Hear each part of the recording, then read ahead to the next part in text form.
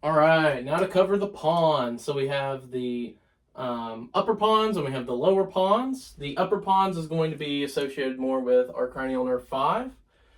And then our lower pons is going to have cranial nerves 6, 7, and 8. Now, once again, all of our cross sections of the brainstem are going to have cranial nerve 5 because it's so expansive. But let's go ahead and go through this. So, first thing we're going to look at are the cerebellar peduncles. So, in the upper and lower pons, that's what these two big, chunky things right here are. So both of these are going to be representative of the middle cerebellar peduncle. So number 1 is the middle. And then C with 2 L's subscripted, that is the cerebellum. And then peduncles.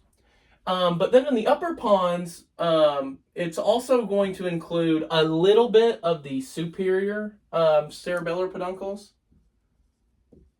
And then the same, something also true is that in the lower pons, it's also going to have a little bit of the inferior cerebellar peduncles. Now,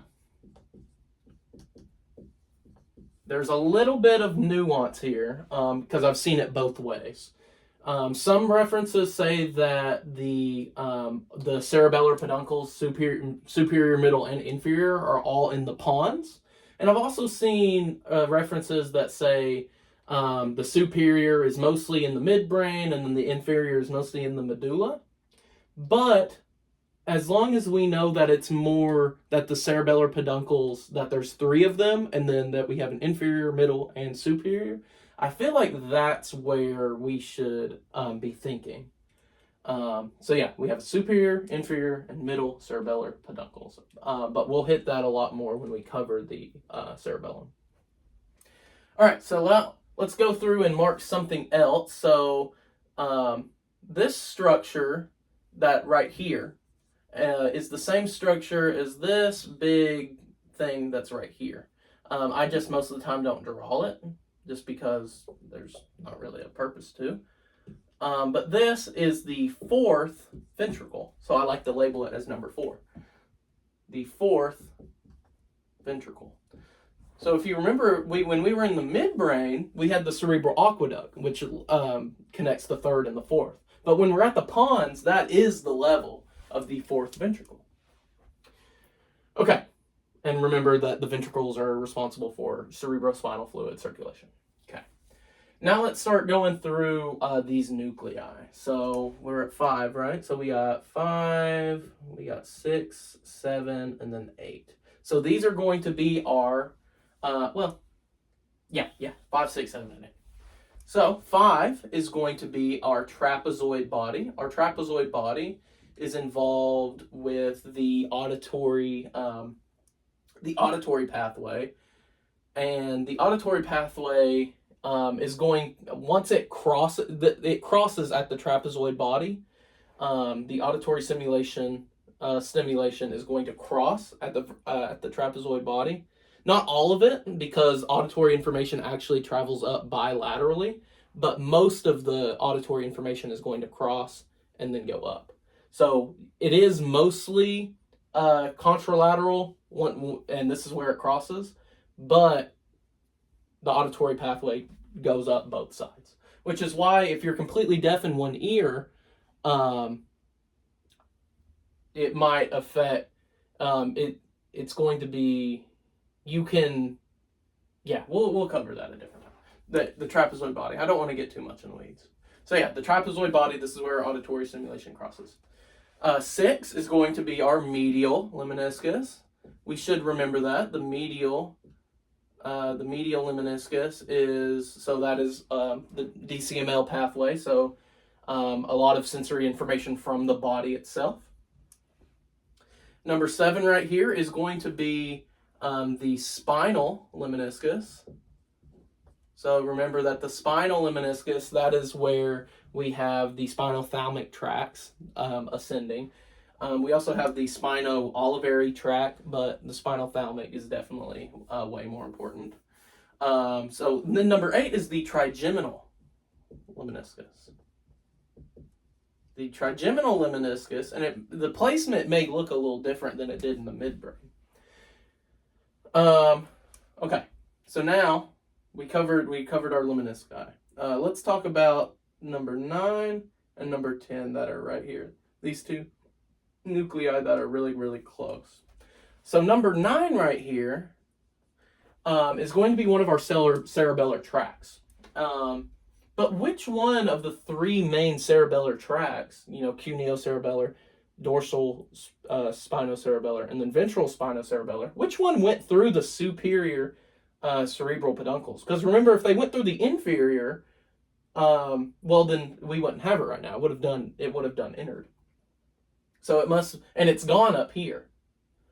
So I just realized we did the lower first. Oh well, it's fine. So we're doing lower pons, and then we'll move on to upper pons afterward. That's on me, sorry.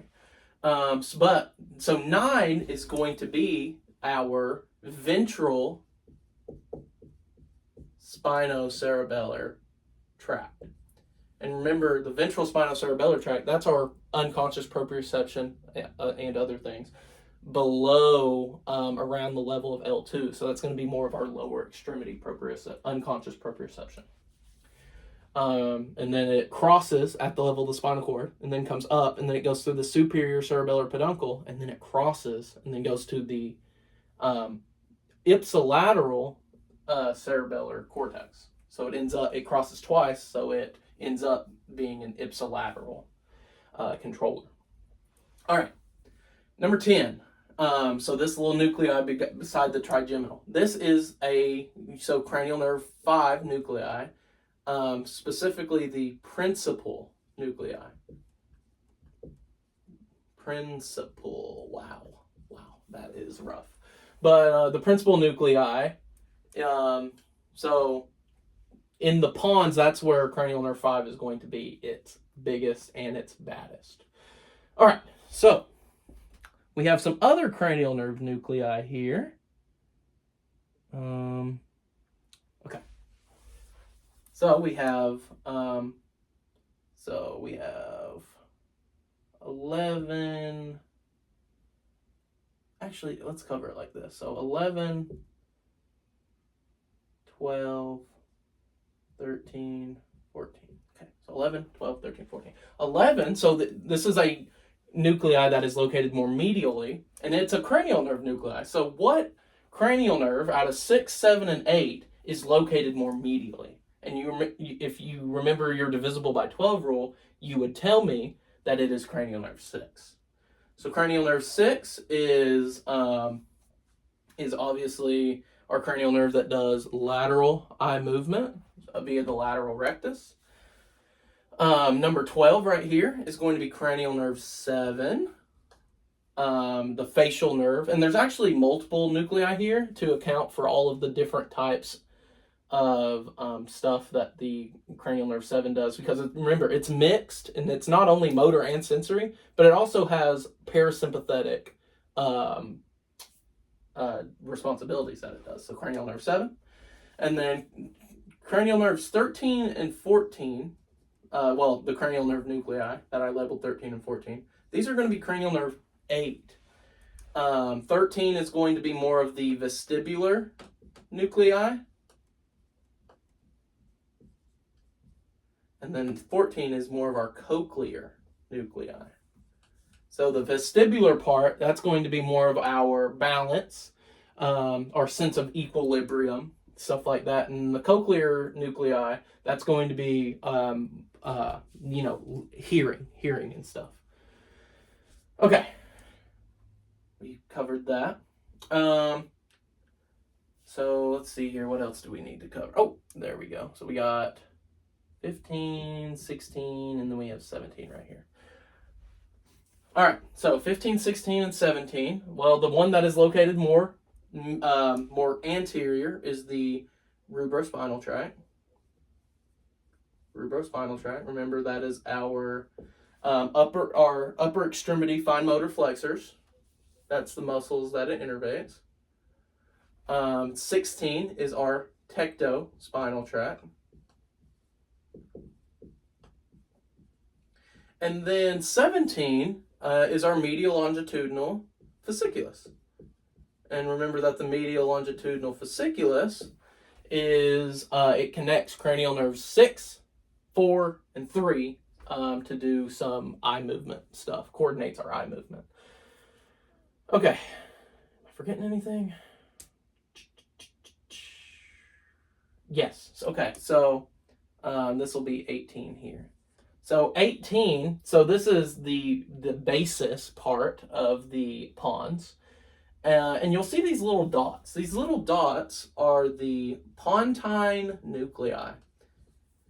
And so remember, the basis is where the corticospinal and the corticobulbar tracts, where they descend. But then I also mentioned a third track, that being the corticopontine, or the specifically the frontopontine tracts. And they are going to communicate with these pontine. They're going to descend from the primary motor cortex and go to the pontine nuclei, and then so they descend and then they cross. So they descend, they get the message, and then it crosses and goes through the middle cerebellar peduncle, and that delivers the motor plan from the cortex to the cerebellum. And then the cerebellum is going to integrate that to fine-tune our movement. So that's important there. All right, I think that's everything for the lower pons. Now let's move up to the upper. Because it's very similar, but there's a few things that are different. Actually, real quick, let's talk about the track, the pathways for these cranial nerves. So cranial nerve 6, it's not going to cross, because the only cranial nerve that crosses is cranial nerve 4. But look at what 7 does here. 7 goes medial, and then it goes around cranial nerve 6 to go that way. That's weird. And it actually forms a little pathway. It forms a little divot into the 4th ventricle.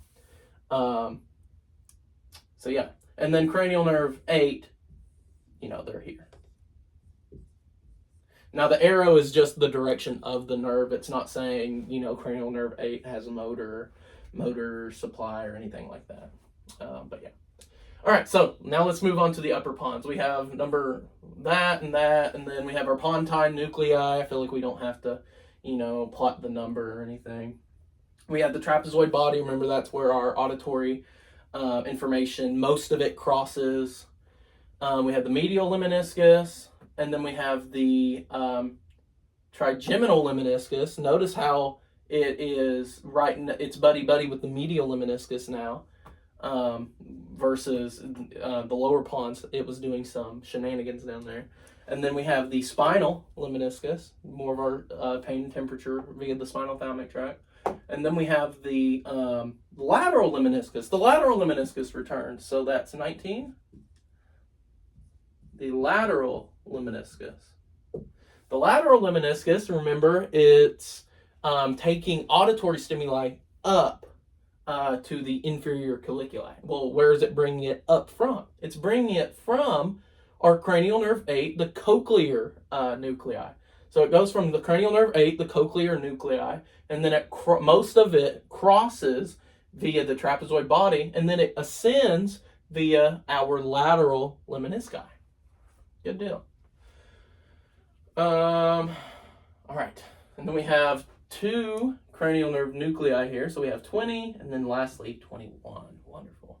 So 20 and 21. These are going to be 2 of our cranial nerve 5 nuclei.